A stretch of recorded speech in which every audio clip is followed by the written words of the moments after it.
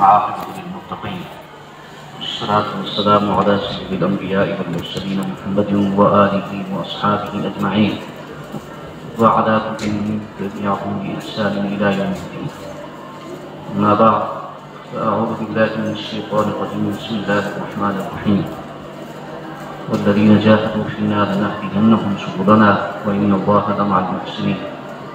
وعن أبي هريرة رضي الله عنه قال قال رسول الله صلى الله عليه وسلم إن الله تعالى قال من عادى لي وليا فقد آذنته بالحرب وما تقرب إلي عبدي بشيء أحب إلي مما افترضت عليه وما يزال عبدي يتقرب إلي بالنوافل حتى أحبه فإذا أحببته كنت سمعه الذي يسمع به وبصره الذي يبصر به ويده التي يبطش بها ورجله التي يمشي بها ولئن سألني لأعطينه ولئن استعاذني لأعيذنه.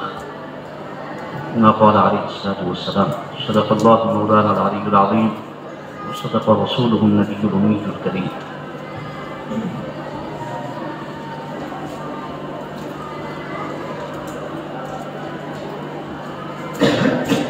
حضرت ابو ہریرہ رضی اللہ تعالی عنہ کی جو روایت میں پڑھی ہے یہ حدیث قدسی ہے. حدیث قدسی کا مطلب یہ ہے کہ رسول اللہ صلی اللہ علیہ وسلم اپنے ارشادات میں اللہ تعالیٰ کا کوئی قول نقل فرمائیں، اللہ تعالیٰ کی کوئی بات نقل فرمائیں جو قرآن کی آیت نہ ہو، لیکن اللہ کے محبوب صلی اللہ علیہ وسلم اپنی زبان سے اللہ تعالیٰ کی طرف سے ادا فرمائیں. اس کو حدیث قدسی کہتے ہیں. یعنی فرق یہ ہے کہ قرآن مجید کے تو الفاظ اور معنی دونوں اللہ تعالیٰ کی طرف سے ہیں، جبکہ اس کے الفاظ تو اللہ کے محبوب صلی اللہ علیہ وسلم کی طرف سے ہوتے ہیں، لیکن ان کے معنی اللہ تعالیٰ کی طرف سے. حضرت ابو ہریرہ رضی اللہ تعالی عنہ فرماتے ہیں کہ نبی کریم صلی اللہ علیہ وسلم نے اللہ تعالیٰ کا یہ ارشاد نقل فرمایا کہ اللہ تعالیٰ فرماتے ہیں من عادى لي وليا فقد آذنته بالحرب. جو میرے کسی ولی سے، میرے کسی محبوب اور دوست سے دشمنی رکھے گا، اس کو تکلیف پہنچائے گا، مجھ اللہ کا اس سے اعلان جنگ ہے.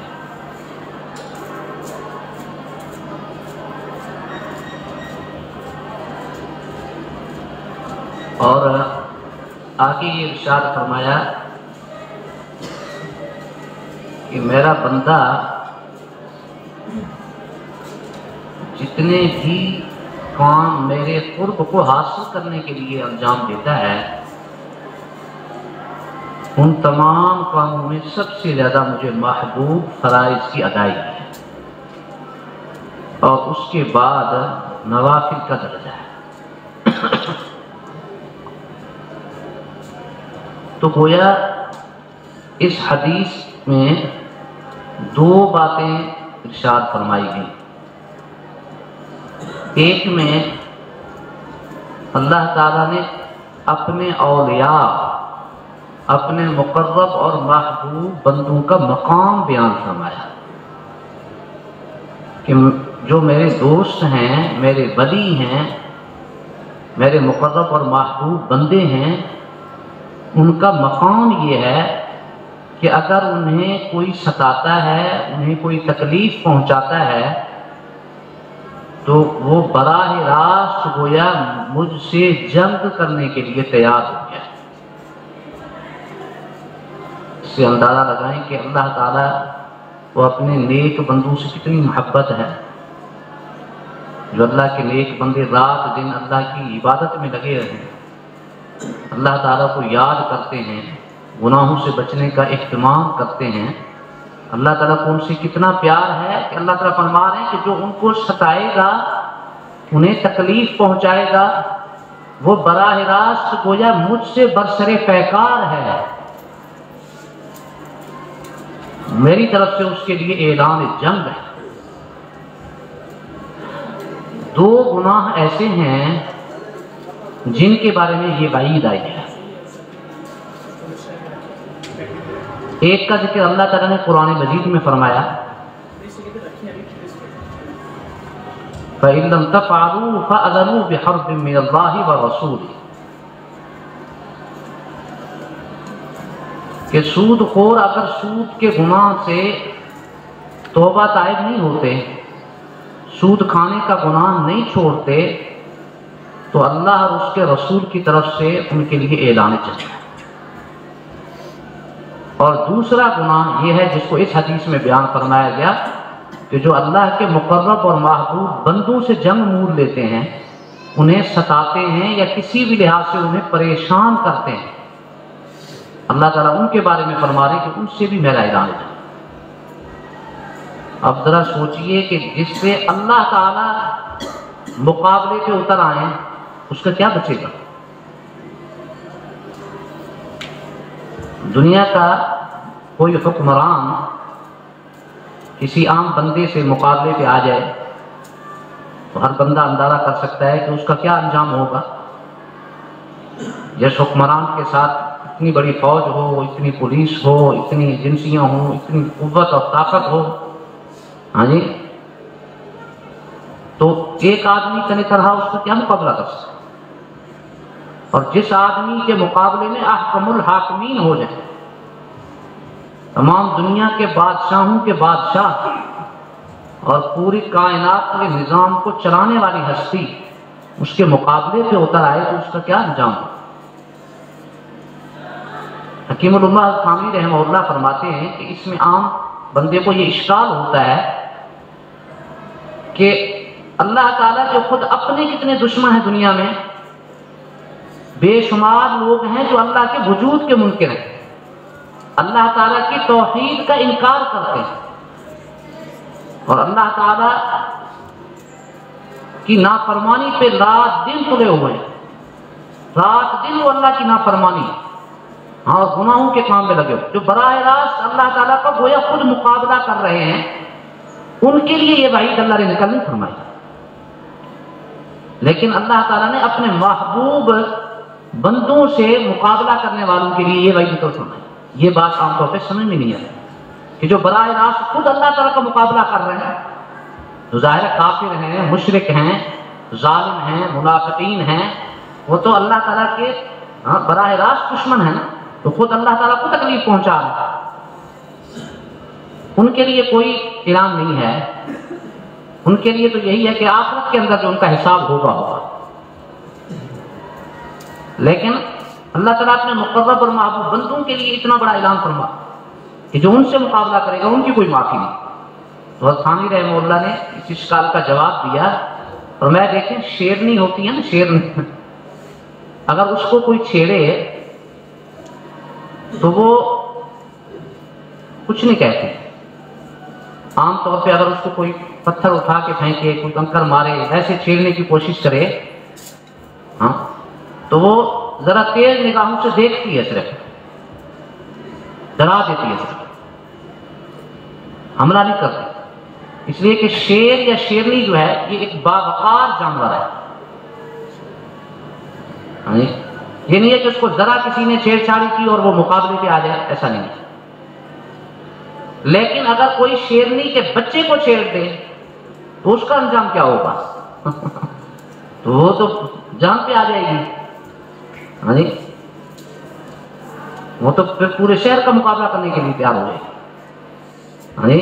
اگر پورے محلے والوں نے، ٹاؤن والوں نے مل کے شیرنی کے کسی بچے کو چھیڑ دیا تو پورے ٹاؤن والوں کی خیر نہیں، پورے علاقے والوں کی خیر نہیں رہے گی۔ فرمایا کہ بالکل ایسے ہی اللہ تعالیٰ اپنے بارے میں حلیم ہیں، برداشت کرنے والی ذات، لیکن اللہ تعالیٰ اپنے مقرب اور محبوب بندوں کی تکلیف کو برداشت نہیں کرتا۔ تو اس حدیث کے پہلے حصے کے اندر نبی کریم صلی اللہ علیہ وسلم نے اولیاء کا مقام بیان فرمایا کہ جو اللہ کے مقرب اور محبوب بندے ہیں، اللہ کی نگاہ میں ان کا کتنا اونچا مقام۔ اور حدیث کے دوسرے حصے میں اللہ کے مقرب اور محبوب بندوں کی پہچان بتائی ہے کہ اللہ کے مقرب اور محبوب بندے کون ہیں۔ ایک تو قرآن مجید میں اللہ نے جا بجا اس کی وضاحت فرما دی، خود ہی اعلان فرما دی، الا ان اولیاء اللہ لا خوف علیہم ولا هم يحزنون الذین آمنوا وكانوا يتقون۔ فرمایا کہ جو اللہ کے مقرب اور محبوب بندے ہیں ان کے اوپر کسی قسم کا کوئی خوف اور غم نہیں، نہ کوئی ڈر ہوگا نہ کوئی خوف ہوگا، اور نہ ان کو کسی قسم کا کوئی غم ہوگا، نہ کسی قسم کی کوئی فکر ہوگی۔ وہ ہمیشہ کے مزوں میں رہیں، ہمیشہ کی نعمتوں میں رہیں۔ اور یہ ہیں کون؟ الذین آمنوا وکانوا یتقون، جن کے اندر دو صفات ہیں، پہلی صفت ایمان کی، دوسری صفت تقویٰ کی۔ ایمان کے بعد جنہوں نے تقویٰ کا مظاہرہ ہے، یہ نہیں ہے کہ صرف ایمان کے دعوے دار بن گئے اور پھر چھٹی نہیں، ایمان کے بعد پھر ایمان کے تقاضوں پر جنہوں نے عمل کر کے دکھایا ہے، یعنی ایمان کے ساتھ جنہوں نے اللہ کی ہر نافرمانی سے بچنے کا اہتمام کیا اور نیک اعمال کا اہتمام کیا، یہ اللہ کے مقرب اور محبوب ہیں۔ اور ایک جگہ تو صاف فرمایا ان اولیاءہ الا المتقون، یہ تو دو ٹوک فیصلہ فرمایا صاف، ان اولیاءہ الا المتقون، خبردار اللہ کی محبت اور ولایت کا دعویٰ کوئی اور نہ کرے، اللہ کے محبوب بندے صرف اور صرف متقین، جو پرہیزگار بندے ہیں، جو اپنی نگاہوں کی حفاظت کرتا، جو اپنی زبان کی حفاظت کرتا، جو اپنے شرمگاہوں کی حفاظت کرتے، جو اپنے دل کی حفاظت کرتے، جو ہاتھ پاؤں کی حفاظت کرتے، اپنے آپ کو ہر گناہ سے جو لوگ بچانے کا اہتمام کرتے، جن کے دلوں میں اللہ کا خوف ہے، یہ اللہ کے مقرب اور محبوب بندے، ان اولیاءہ الا المتقون۔ اور آگے فرمایا ولکن اکثرهم لا یعلمون، لیکن اکثر لوگ اس سے ناآشنا ہیں، ان کو پتہ ہی نہیں۔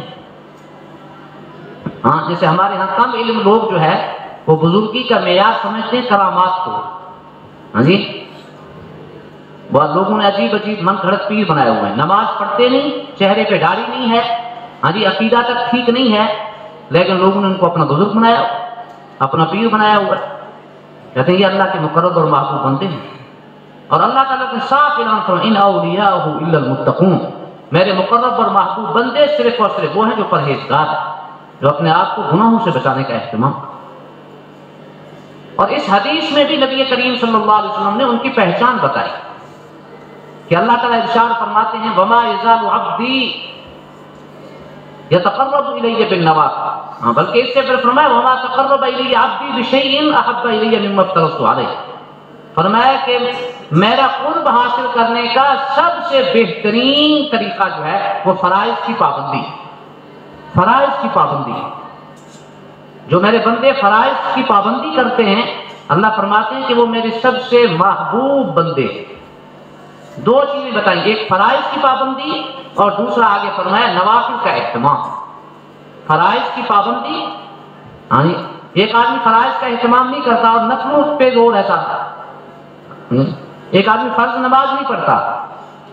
ہم نے بہت سے لوگ اپنی آنکھوں سے دیکھے جو پورا سال مسجد کے اندر فرض نماز کے لیے نہیں آتے، لیکن 15ویں شعبان کو شب برات میں کیا ہوتا ہے، مسجدوں میں چراغاں کرتے ہیں، جھنڈیاں لگاتے ہیں، لائٹیں جلاتے ہیں، اور اس کے بعد ساری رات مسجد میں بیٹھے نفل پڑھتے ہیں، صلاۃ و تسبیح کی جماعت کریں گے، جی صلاۃ و تسبیح کی جماعت کریں گے، اور ساری عبادتوں میں رمضان کا ایک روزہ نہیں رکھیں گے، لیکن 27ویں کی رات میں مسجد میں آ جائیں گے کہ آج شب قدر کی رات ہے اور ہم نے عبادت کرنا ہے۔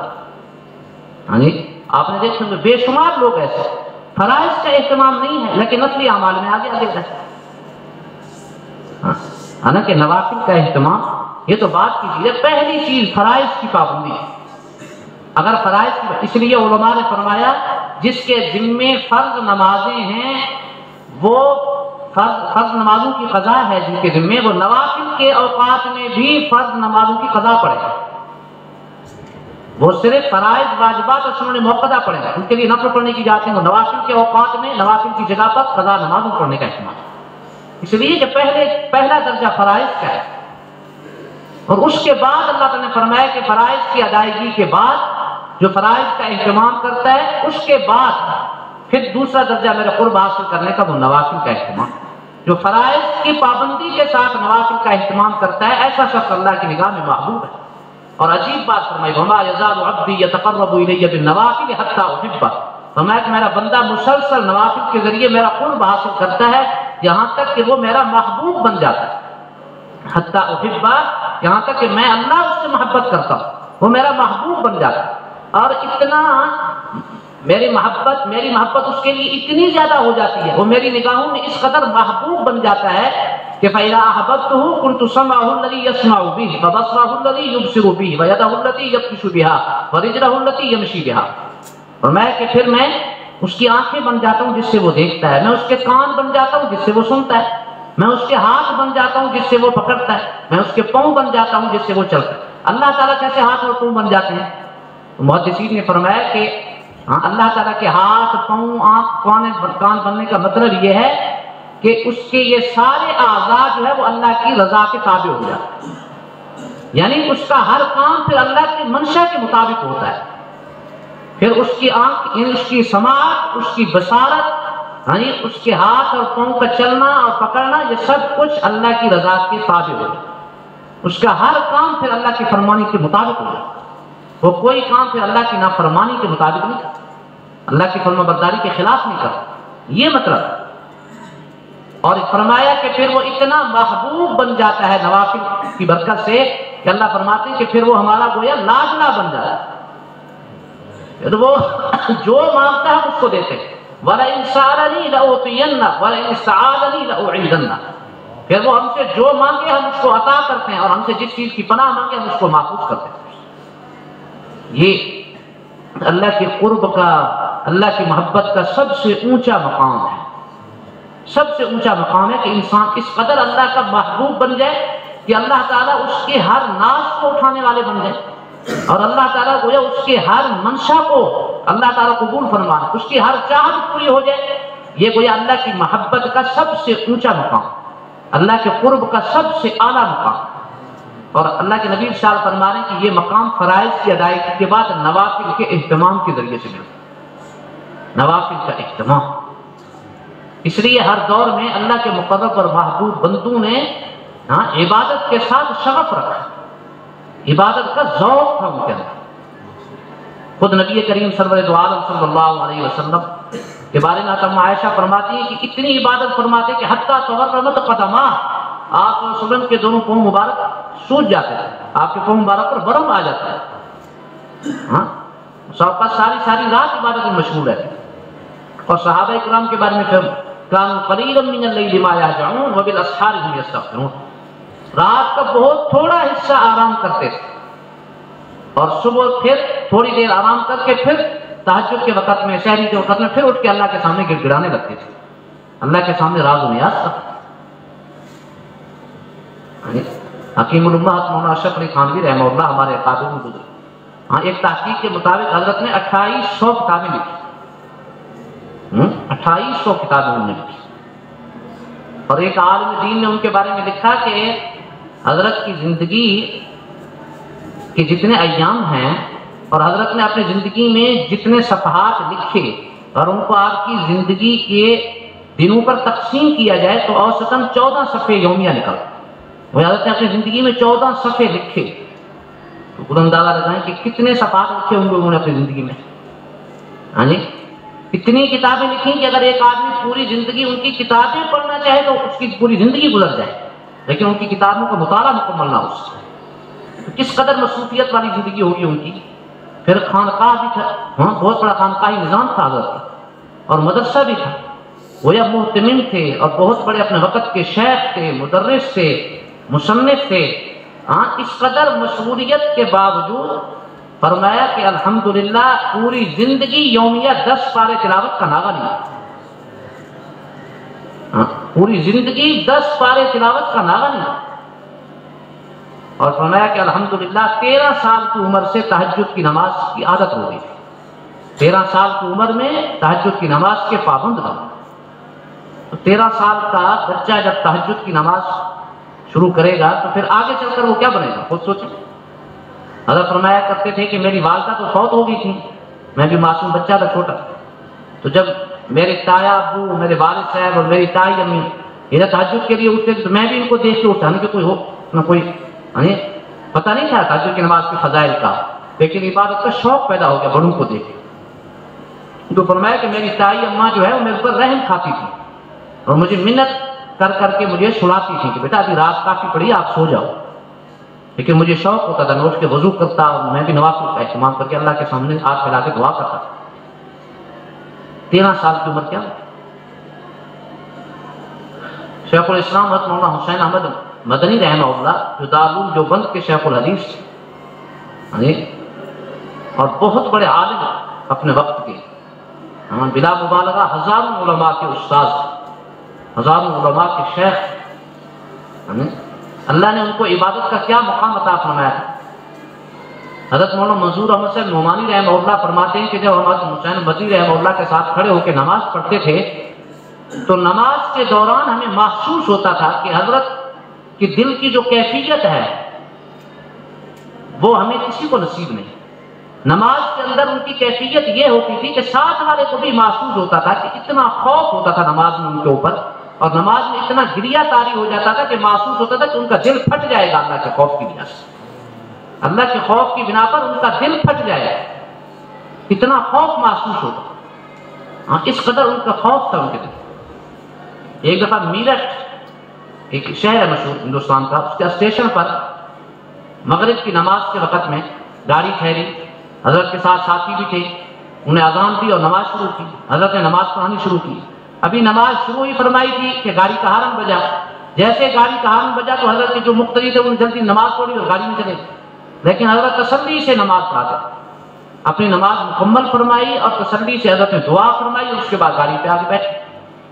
گاڑی کھڑی تھی پیچھے، تو لوگوں نے پوچھا کہ حضرت ہم نے تو جیسے ہارن کی آواز سنی تو فوراً بھاگے، جیسے سٹی کی آواز سنی تو ہم تو فوراً بھاگے، آپ نے کیوں نماز نہیں توڑی ہے؟ فرمانے لگے بھائی میں بھی اگر سٹی کی آواز سنتا تو میں بھی اپنی نماز پڑھتا، مجھے تو کچھ پتہ ہی نہیں چلا، مجھے تو کچھ احساس ہی نہیں ہوا کہ کب سیٹی بجی تھی اور کب گاڑی نے ہارن بجا تھی، مجھے کوئی پتہ نہیں چلا. نماز کے اندر ایسی کیفیت، کتنا شور ہوتا ہے اور کتنی آواز ہوتی ہے اسٹیشن پہ، ہاں، اور سیٹی بجتی ہے، ہارن گاڑی کا بجے اور احساس ہی نہ ہو، اس کا مطلب یہ ہے کہ وہ نماز کے وقت میں پوری دنیا سے بے خبر ہو جاتے ہیں. ایسی نماز تو پھر احساس کہ واقعی ایسی بات. حضرت شیخ الحدیث مولانا محمد زکریا صاحب رحمہ اللہ نے اپنی آپ بیتی میں لکھا، فرمایا کہ میں نے اپنی زندگی میں سب سے زیادہ 2 بزرگ رونے والے دیکھے، سب سے زیادہ میں نے رونے والے 2 بزرگ دیکھے. ایک اپنے والد کے بارے میں لکھا مولانا محمد یحییٰ کاملی صاحب، اور دوسرا حضرت مدنی رحمہ اللہ کا. فرمایا کہ وہ تہجد کی نماز کے بعد جب دعا کے لیے ہاتھ اٹھاتے تھے تو اتنا روتے تھے، اتنا روتے تھے، ایسے محسوس ہوتے تھے گویا ایک معصوم بچے کو کوئی لکڑی کے ساتھ پیٹ رہا، چھوٹے سے معصوم بچے کو آپ ڈنڈا لے کے کوئی مارنا شروع کر دے وہ کتنا روئے گا. تو فرمایا کہ اس قدر گریہ طاری ہوتا تھا ان کے اوپر، وہ اتنا روتے تھے.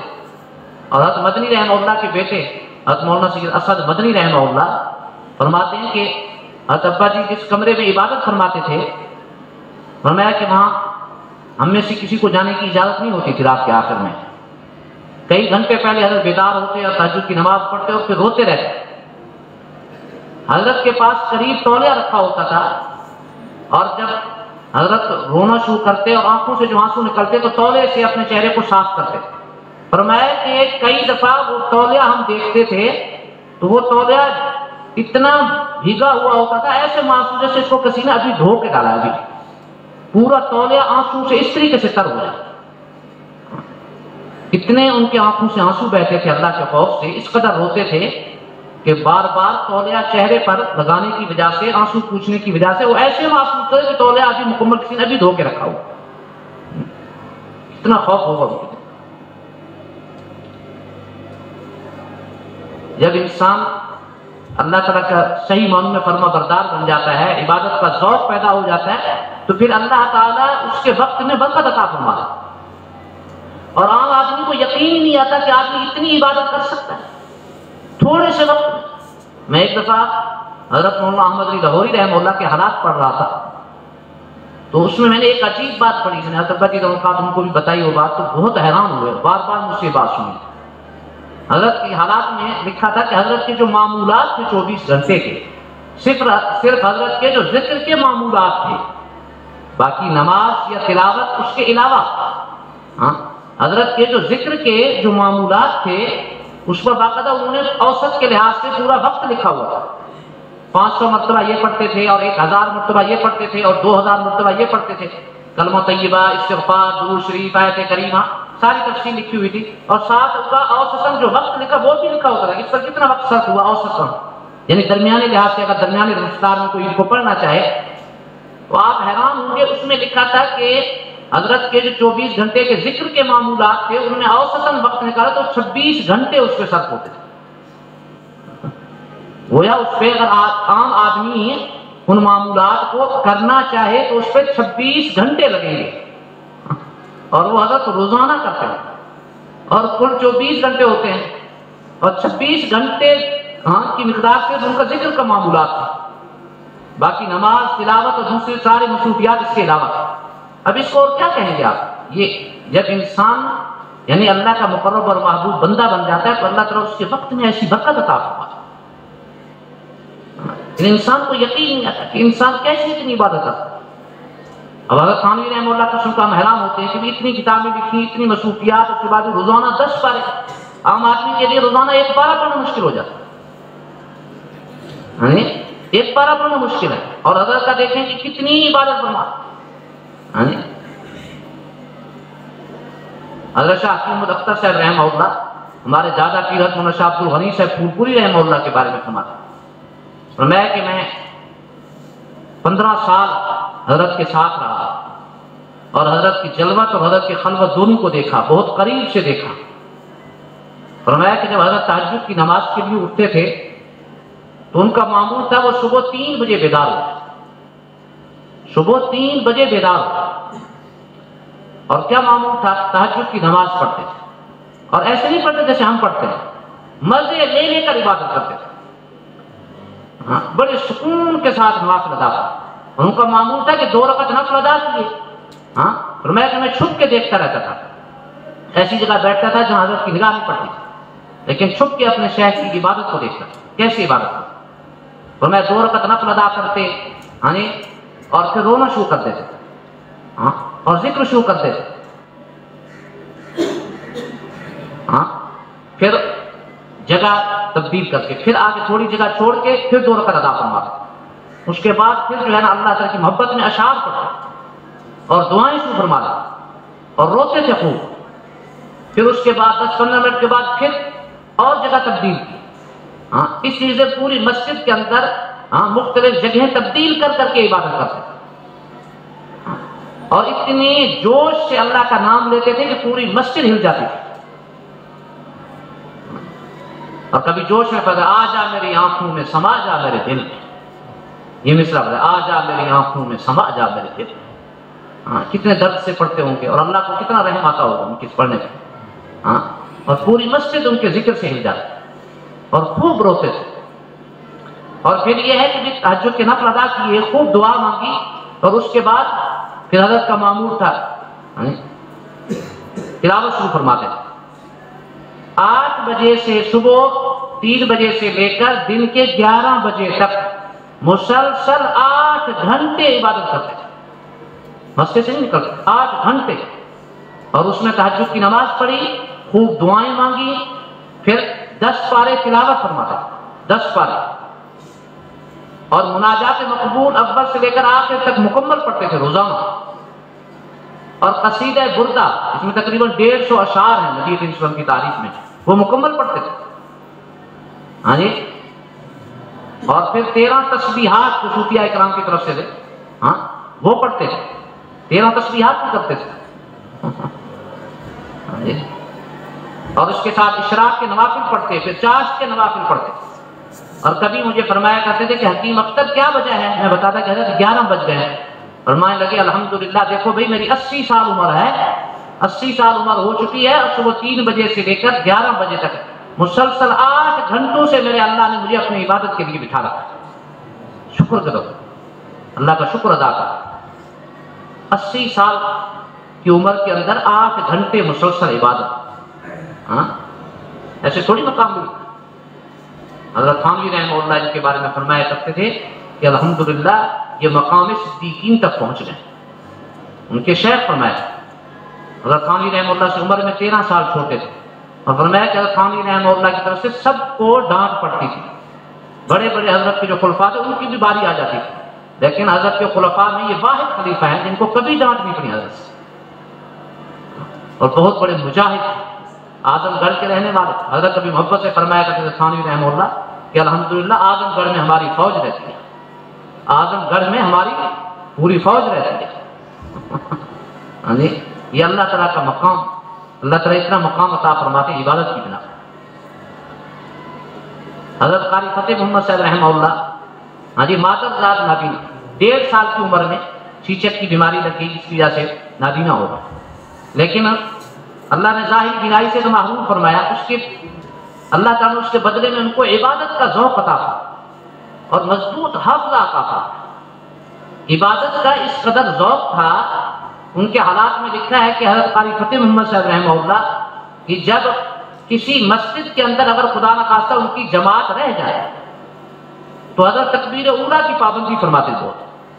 اگر کسی مجبوری کی بنا پر مسجد کی جماعت رہ گئی تو پھر دوسری مسجد میں جاتے ہیں، وہاں سے بھی جماعت ہو جاتی تو تیسری مسجد میں جاتے ہیں، اور اگر وہاں پہ کوئی مسجد شہر میں نہ ملتی جماعت کہیں تو پھر وہاں سے دیہات میں نکل جاتے، کسی کو ساتھ لے کر دیہات میں چلے جاتے اور وہاں جا کے کسی غیر آباد مسجد میں اذان دلواتے اور جماعت کے ساتھ نماز پڑھتے، تاکہ زندگی کی کوئی نماز تکبیر اولیٰ کے بغیر نہ ہو۔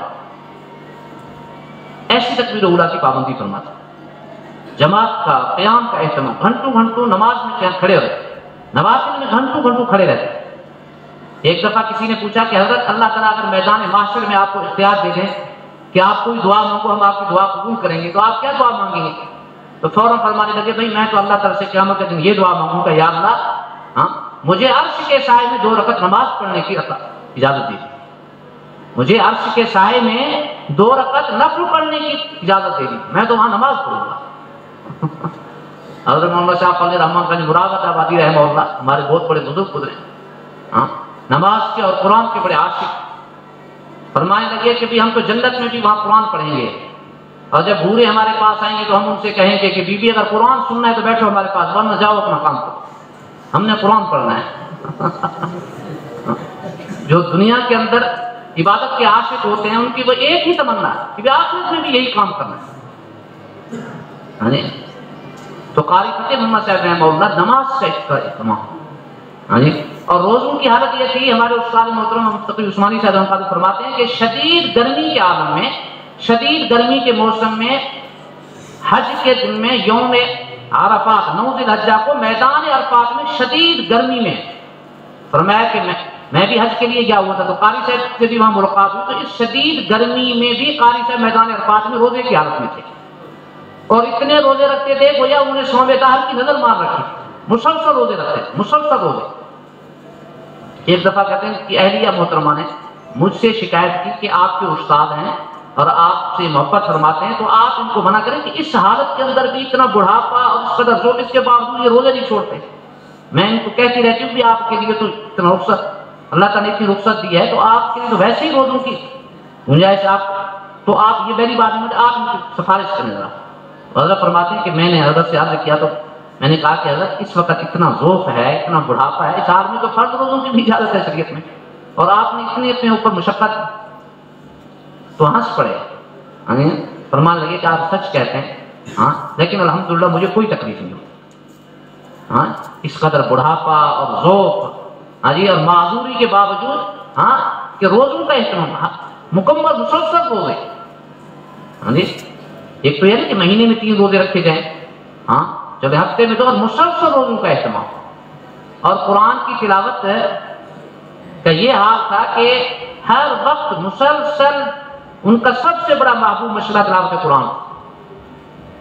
حدیث میں ایک دعا آئی ہے جس کے الفاظ ہیں، وہ لمبی دعا ہے، اس میں الفاظ وَأَسْأَلُكَ بِاسْمِكَ الَّذِي اسْتَقَرَّ بِهِ عَرْشُكَ أَن تَرْزُقَنِي الْقُرْآنَ الْعَظِيمَ تُخَلِّطَهُ بِلَحْمِي وَدَمِي وَسَمْعِي وَبَصَرِي وَتَسْتَعْمِلَ بِهِ جَسَدِي بِحَوْلِكَ وَقُوَّتِكَ۔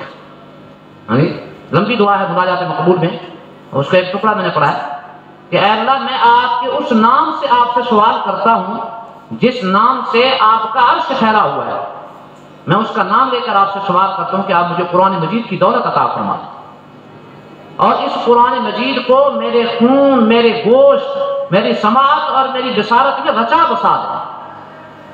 ہاں میرے جسم کے سارے اعضاء میں، خون میں اور میرے گوشت میں اور میرے ایک ایک عضو کے اندر قرآن رچ بس جائے. وَتَسْتَعْمِلَ بِهِ جَسَدِ، اور اللہ میرے پورے جسم کو اس قرآن میں استعمال فرما. ایسے لگتا ہے کہ جیسے قاری صاحب نے یہ دعا کبھی مانگی ہوگی اور اللہ نے قبول فرما لی ہوگی. ہاں قرآن واقعی ان کی یعنی روح کی غذا بن چکا، ہر وقت تلاوت کے اندر ہے. رمضان مبارک کے اندر تو یہ تھا ہم کو مستقل معمول کہ رات کو عشاء کی نماز جماعت کے ساتھ پڑھ کے تراویح جو ہے وہ سحری تک پڑھتے تھے، اور اس میں تقریباً 10 پارے پڑھتے تھے سحری تک. فرمایا کہ کبھی یہ حالت ہو جاتی تھی کہ سحری سے 15 منٹ پہلے ان کی تراویح ختم ہوتی تھی. جو مقتدی ہوتے تھے وہ تو کچھ درمیان میں وقفہ کرتے، آرام کرتے، لیکن قاری صاحب مسلسل تلاوت میں اور ان کو کوئی تھکاوٹ ہی نہیں ہوتی. اندازہ کریں 5 گھنٹے 6 گھنٹے 7 گھنٹے 8 گھنٹے، اور اگر سردیوں کی رات کتنی لمبی رات ہوگی، لیکن مسلسل ساری رات کھڑے. یہ ان کی تلاوت کا ذوق. اور دعا کا عالم یہ تھا کہ حضرت مولانا محمد یوسف لدھیانوی شہید رحمہ اللہ نے ان کے حالات میں ایک عجیب بات لکھی. فرمایا کہ میں ایک دفعہ حج کے موقع پر مینا میں شیطان کو کنکریاں مارنے کے لیے گیا. میرے ساتھ کچھ ساتھی تھے، تو جمرہ اولا جو ہے جو پہلا شیطان کھڑا ہے وہاں، اس کے اوپر کنکریاں مارنے کے لیے میں گیا. تو میں نے دیکھا کہ قاری صاحب دعا میں مصروف ہیں، کچھ لوگ ان کے ساتھ دعا میں مصروف ہیں. فرمایا کہ ہم نے اپنے توفیق کے مطابق جو ہے شیطان کو کنکریاں ماری، اور جو ہماری استعداد تھی ہم نے کچھ دیر دعا کی، اس کے بعد ہم وہاں سے چلے گئے. پھر ہم نے دوسرے شیطان پر جا کے کنکریاں ماری، وہاں دعا کی. اسی طریقے سے تیسرے شیطان کو کنکریاں ماری. یہ سارا کچھ فارغ ہو کے جب ہم وہاں سے واپس آئے تو ہم نے دیکھا کہ قاری صاحب ابھی تک دعا میں لگے ہوئے ہیں، اور ہمارے آنے سے پہلے پتہ نہیں کتنی دیر پہلے سے دعا میں مشغول تھے.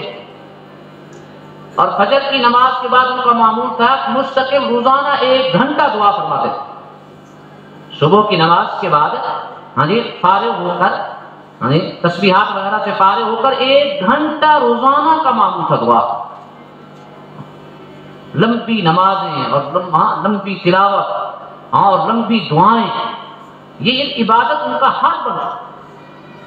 حضرت مولانا یوسف لدھیانوی شہید رحمہ اللہ کے تو الفاظ بڑے عجیب. فرمایا کہ میں نے اپنی زندگی میں ایسا اعبد خلق اللہ نہیں دیکھا. میں نے اپنی زندگی میں اللہ کے مخلوق میں اپنی زندگی میں اتنا بڑا عبادت گزار اپنے آنکھوں سے نہیں دیکھا. میں نے اپنی زندگی میں سب سے بڑا عبادت گزار انسان قاری فتح عمر صاحب کو دیکھا. کتنی عبادت ہوگی، اور واقعی ان سے بڑا عبادت گزار کون ہوگا؟ گھنٹوں گھنٹوں دعا میں لگے ہوئے ہیں، اور نماز اور تلاوت اور پوری زندگی میں تکبیر اولیٰ فوت نہیں ہوتا. ان سے بڑا عبادت گزار کون ہوگا؟ یہ حیرت ہوتی ہے کہ گوشت پوشت کے بنے ہوئے انسان، لیکن یہ عبادت میں اتنی قوت کہاں سے آ جاتی ہے؟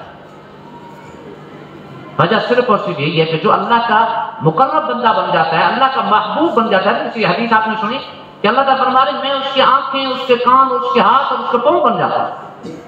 یعنی پھر اس کے ہر کام میں میری مدد شامل حال ہو جاتا ہے. اللہ کی مدد کے بغیر انسان کچھ نہیں. دنیا کے اندر کروڑوں بدقسمت مسلمان ہیں، اللہ معاف کرے، جن کو فرض نماز پڑھنے کی توفیق نہیں ہے، اور ایک ایسے ہیں کہ جن کی پوری زندگی میں نوافل کی قضا نہیں ہے. پوری زندگی میں کوئی روزے کی قضا نہیں ہے.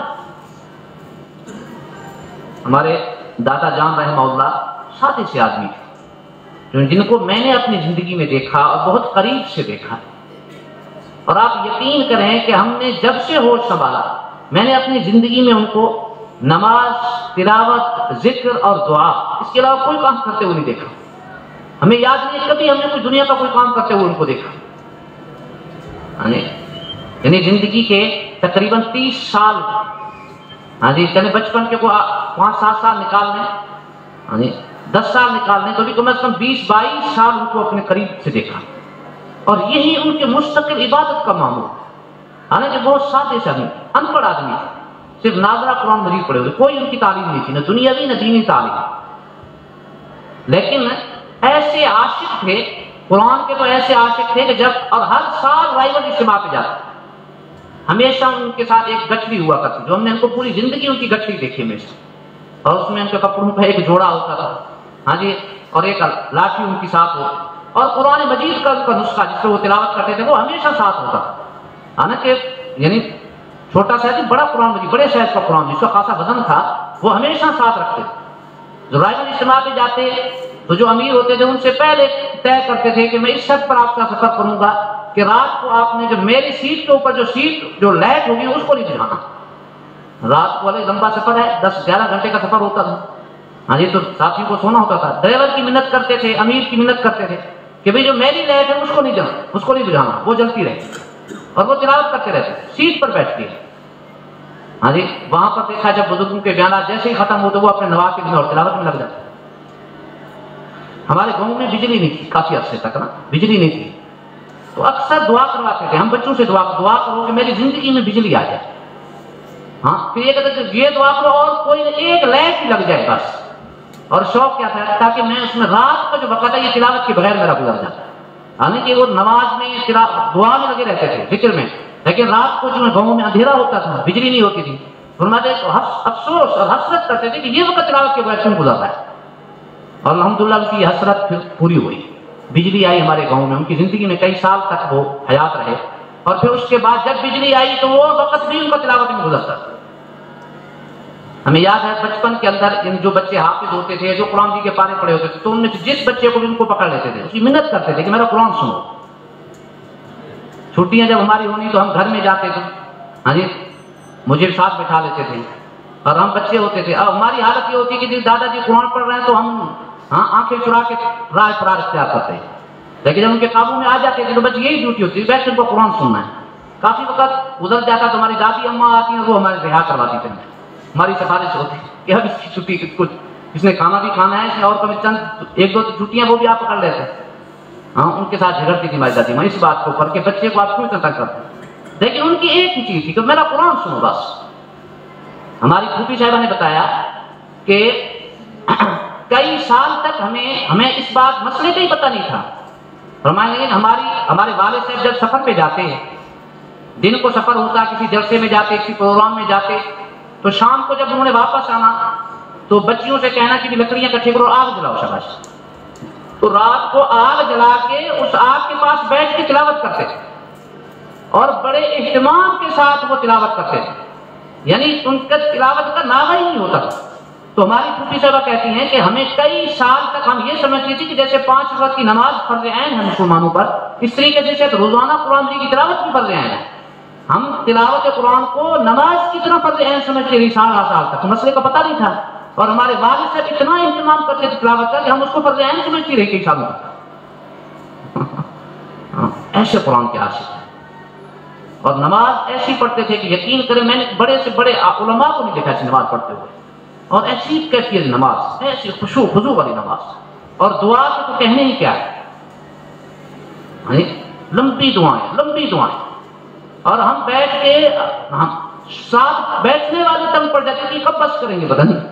ہاں، آدھا گھنٹہ کون گھنٹہ ان کی دعا.